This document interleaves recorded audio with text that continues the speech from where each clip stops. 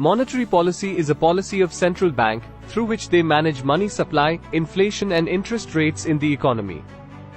Basically the concept is, if there are 100 rupees deposit in bank, then RBI through monetary policy allows bank to give loan of only 80 rupees and keep 20 rupees in reserve.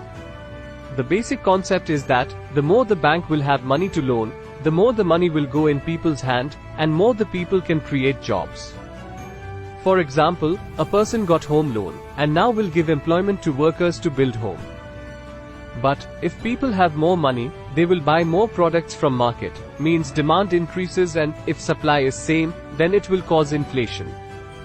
So RBI increases amount, to be kept in reserves, so the bank could provide less loans, so less money in people's hands, hence, less demand. If RBI is decreasing interest rates, it means RBI wants to give money in people's hand, and following an expansionary policy. If RBI is increasing interest rates, it means RBI wants to take money from people's hand, and following a contractionary policy. Expansionary policies are to create jobs, and increase demand in economy, also known as easy, cheap and dovish policy. Contractionary policies are to control inflation, and decrease demand on economy, also known as the tight, dear and hawkish policy. In India, monetary policy is administered by Reserve Bank of India, every 2 months, to keep inflation under 2 to 6% of consumer price index. Monetary policy is made by 6-member Monetary Policy Committee, which consists RBI's governor as chairman.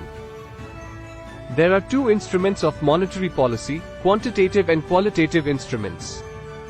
Quantitative tools are like repo rate, reverse repo rate, cash reserve ratio, statutory liquidity ratio, liquidity adjustment facility, open market operations, marginal standing facility, etc.